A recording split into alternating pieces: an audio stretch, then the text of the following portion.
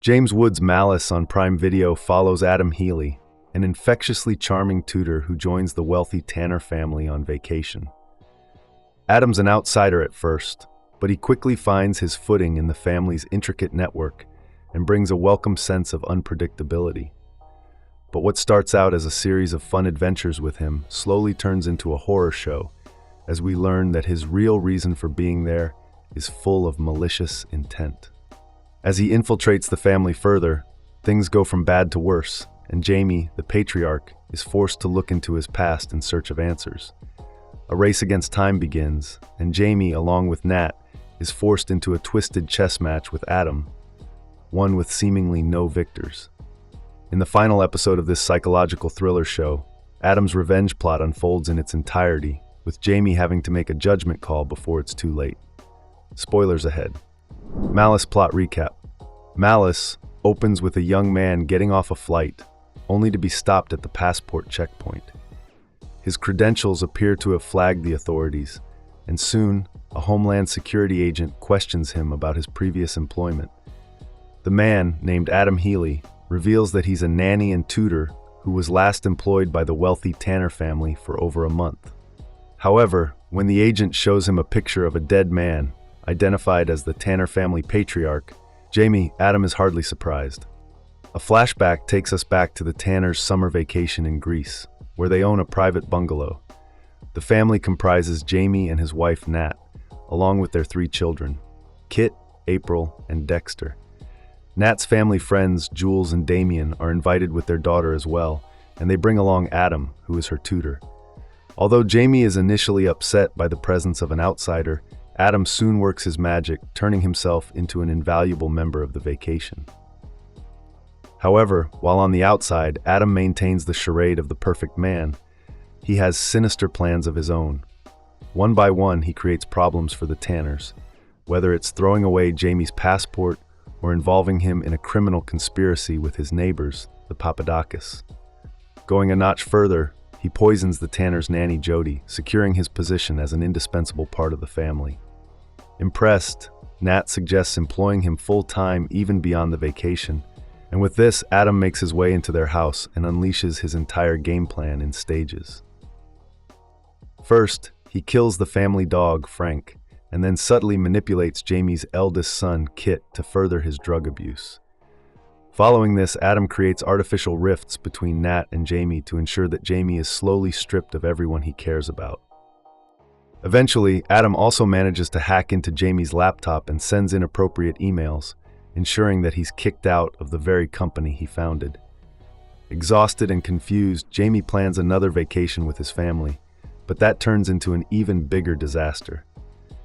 His daughter, April, who chooses to stay at home, is ambushed by 2 robbers who lock her up and then steal every single object inside the house, stripping it completely bare. When the Tanners slowly realize that these seemingly random misfortunes might be connected, opinions split on how to deal with them. After a fight, Nat takes April and Dexter to Greece, while Jaime digs through his past to solve the mystery. Adam is relieved of his duties in the meantime, and this signals the final stretch of his plan. He follows Nat and the kids to Greece and openly threatens Jaime with the death of his family. Although the patriarch makes it to Greece and confronts Adam, the real plan turns out to be far more horrific. Malice ending: is Jaime Tanner dead? Why did Adam kill him? Malice ends with Adam fatally shooting Jaime Tanner in the head, bringing an end to his quest for vengeance. However, he doesn't leave things at that and points his gun at Yorgos Papadakis next, shooting him point blank. Although Adam has no enmity with Yorgos, the latter winds up as the perfect scapegoat, as Adam is now able to frame the entire scene as Yorgos killing Jaime and then dying by suicide. Adam's plan is informed by what he overheard a while prior, when Yorgos barged into Jaime's Greek home to demand reparations for his father's injuries. When Nat refused, Yorgos threatened to kill Jaime, giving Adam the perfect opening to execute his crimes. Although we never see the aftermath of this confrontation, the very first episode of the show features a police photograph of Jaime's corpse, and by the end, we have all the context at hand. Upon being asked about Jaime and his death at the start of the show, Adam claims that he's not surprised and describes Jaime as a problematic person who had hurt a lot of people. The revelation about Adam's past recontextualizes that statement, as he considers himself one of the people whose lives nosedived because of Jaime. Shortly before their final confrontation, Jaime realizes that Adam is not just a nanny who appeared out of nowhere, but is in fact the son of his former business associate, Colin Tilderman. While Tilderman had a semi-successful luggage company in place, he joined hands with Jaime to expand further, but ultimately failed. The official records that Jaime unearths show that Tilderman was pushed to the brink after this economic failure and later died in a fire incident with his wife, leaving behind his 2 children, Adam and his sister Sophie. However, Adam has his own version of what happened, one that paints a far grimmer picture. He reveals that his father murdered his mother before burning their house down and taking his own life. The incident scarred Adam for life and likely played a formative role in his turn to a criminal lifestyle. However, at the root of it all, he considers Jaime to be responsible for this fallout, and his immense wealth in the present only infuriates Adam further. Given that we merely hear chunks of the story, the level of truth in Jaime's or Adam's words cannot be ascertained. On the other hand, based on Sophie's account of the events, it's possible that Adam was abused by his father and had blocked those memories. A traumatic relationship likely worsened the psychological impact of his father's death, pushing him onto a muddled path of revenge. As such, although Jaime's murder is a calculated move, it's also emotionally motivated to a great extent. Does Adam get away with murder? Is he arrested? Given that the entire Tanner saga is framed as a flashback to Adam's present while he's being questioned at the airport, it's implied that Adam initially evaded police suspicion for murder. However, 10 days in, his face and credentials are flagged by airport security, which indicates that he's been recognized as a person of investigative interest on some level. The most likely explanation for this is that Nat is pushing the police to focus on him, as she's the only person alive who knows about Adam's darker side. Right before his death, Jaime reconnected with Nat and told her the entire truth about Adam, explaining how all the mysterious happenings in their lives could be tied back to him. As such, his sudden death is bound to trigger Nat's suspicion tenfold, which makes her the only person truly capable of taking Adam down. As the police likely have complete knowledge about Adam, it's only a matter of time before they uncover the truth. Notably, this is not Adam's first encounter with law enforcement. Earlier in the story, Damian found out that he was arrested in Thailand for the murder of a male sex worker. While we're not given any more information about this chapter of Adam's life, it's enough of an indication for a troubling behavioral pattern, which is unlikely to be ignored by the police.